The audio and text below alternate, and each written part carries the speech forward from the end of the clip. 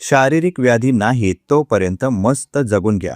या व्हिडिओमध्ये तुम्हाला पुढील प्रश्नांची मानसशास्त्रीय उत्तरे मिळतील. शारीरिक व्याधी नसताना आयुष्याचा आनंद कसा घ्यावा? निरोगी शरीर असताना आनंदी जीवन कसं जगायचं? मानसशास्त्रानुसार आनंदी आणि तणावमुक्त जीवन कसं जगावं? निरोगी असताना जीवनाची किंमत कशी ओळखावी? आजार होण्याआधी जीवनाचा आनंद घ्या. मानसशास्त्र काय सांगतं? साध्या गोष्टींमध्ये आनंद कसा शोधायचा? निरोगी शरीर आणि आनंदी मन यांच्यात काय संबंध आहे? वर्तमानात जगण्याची सवय कशी लावावी? जीवनात समाधान आणि आनंद वाढवण्याचे मानसशास्त्रीय उपाय. निरोगी आयुष्य जगण्यासाठी रोज काय सवयी ठेवाव्यात? या आणि अशाच निरनिराळ्या प्रश्नांची उत्तरे तुम्हाला या व्हिडिओमध्ये मिळतील, म्हणून व्हिडिओ शेवटपर्यंत नक्की पहा. चला तर मग सुरू करूया. आपण आयुष्यात अनेक गोष्टींसाठी धावपळ करत असतो. पैसा कमावणे, घर बांधणे, मुलांचे शिक्षण, समाजात नाव कमावणे, अशा अनेक ध्येयांसाठी माणूस सतत प्रयत्न करत असतो. पण या सगळ्या धावपळीत एक गोष्ट अनेकदा दुर्लक्षित राहते, ती म्हणजे आपले शारीरिक आणि मानसिक आरोग्य. अनेक मानसशास्त्रीय संशोधनातून असे दिसून आले आहे की जेव्हा माणूस पूर्णपणे निरोगी असतो तेव्हा त्याला त्याची किंमत फारशी जाणवत नाही. पण जेव्हा एखादी शारीरिक व्याधी निर्माण होते तेव्हा जीवनाचा आनंद कसा कमी होतो हे स्पष्टपणे जाणवते. माणसाच्या आयुष्यातील खरा आनंद हा मोठ्या गोष्टींमध्ये नसतो, तो लहान लहान अनुभवांमध्ये असतो.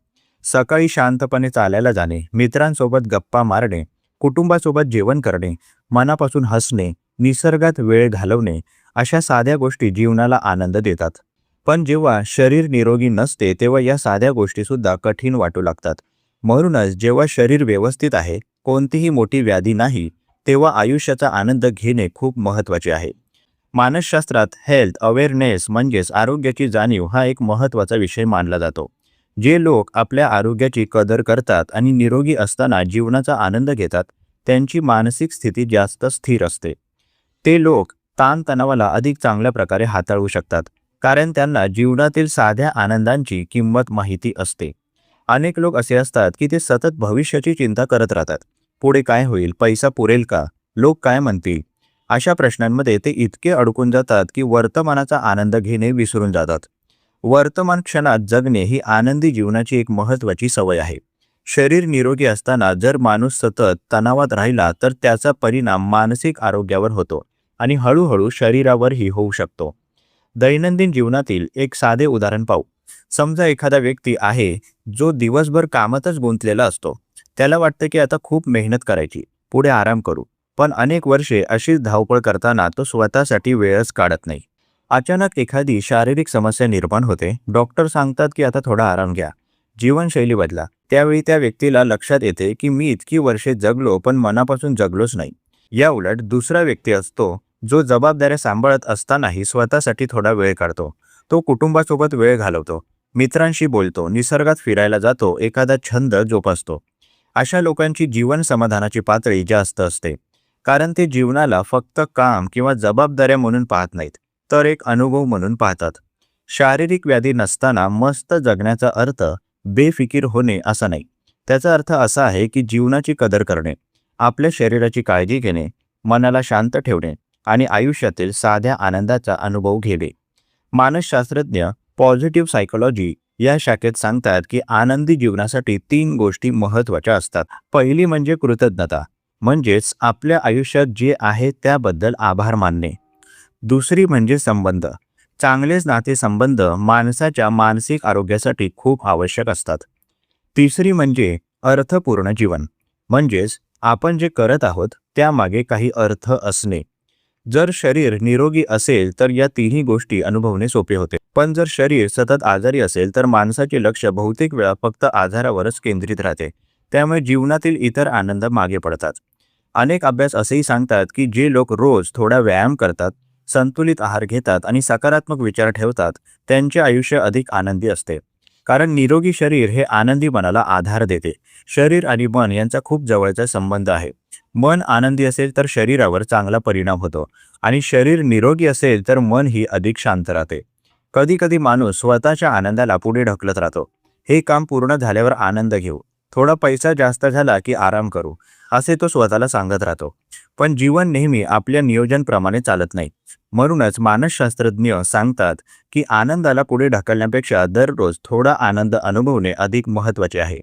दैनंदिन जीवनात हे कसे करता येईल? उदाहरणार्थ, सकाळी थोडा वेळ शांत बसणे, चालायला जाणे, मोबाईलपासून थोडे दूर राहणे, कुटुंबासोबत हसणे, एखादे पुस्तक वाचणे, निसर्गाकडे लक्ष देणे.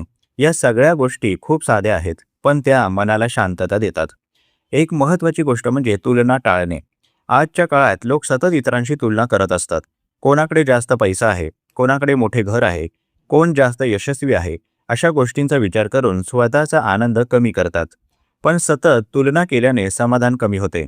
म्हणूनच स्वतःच्या जीवनावर लक्ष केंद्रित करणे आणि जे आहे त्यात आनंद शोधणे महत्त्वाचे आहे. शेवटी एक साधी पण महत्त्वाची गोष्ट लक्षात ठेवावी लागते. शरीर निरोगी असणे ही खूप मोठी संपत्ती आहे. अनेक लोकांना गंभीर आजारांमुळे साधे जीवन जगणेही कठीण होते. तेव्हा त्यांना साध्या गोष्टींचीही खूप किंमत वाटते. म्हणूनच जेव्हा शरीर व्यवस्थित आहे, चालणे, फिरणे, काम करणे, हसणे, बोलणे या सगळ्या गोष्टी सहज शक्य आहेत, तेव्हा जीवनाचा आनंद घ्यायला हवा. कुटुंबासोबत वेळ घालवा, स्वतःला समजून घ्या, मनाला शांत ठेवा आणि आयुष्यातील प्रत्येक दिवस अनुभवत जगा. कारण शेवटी मानसशास्त्र एक साधी गोष्ट सांगते, निरोगी शरीर आणि शांत मन असेल तरच जीवनाचा खरा आनंद अनुभवता येतो. त्यामुळे शारीरिक व्याधी नाही तोपर्यंत आयुष्य थांबवून ठेवू नका. ते मनापासून, जाणीवपूर्वक आणि आनंदाने जगा. प्रस्तुत मानसशास्त्रीय लेख तुम्हाला कसा वाटला जरूर कळवा. तुमची प्रतिक्रिया आमच्यासाठी महत्त्वाची आहे. तुम्ही सुद्धा कमेंट बॉक्समध्ये एखादा विषय लेखनासाठी सुचवू शकता. त्यावर लवकरात लवकर आम्ही व्हिडिओ प्रकाशित करण्याचा प्रयत्न करू. तसेच हा उपयोगी व्हिडिओ उपयोगी लोकांना जास्तीत जास्त शेअर करा. मानसशास्त्र संबंधित अशाच नवनवीन माहितीसाठी आम्हाला फॉलो करायला विसरू नका आणि आपल्या अधिकृत व्हॉट्सॲप चॅनलमध्ये सहभागी होण्यासाठी 9137300929 या क्रमांकावर व्हॉट्सॲप करा. तेथे लगेचच तुम्हाला व्हॉट्सॲप चॅनलची लिंक मिळेल. मानसिक समस्येवर गोळ्या घेण्यापेक्षा अधिकृत मदत घ्या. त्यासाठी वर दिलेल्या क्रमांकावर फोन किंवा व्हॉट्सॲप करू शकता. लवकरच एका नवीन विषयासोबत इथेच भेटूया. तूर्तास धन्यवाद.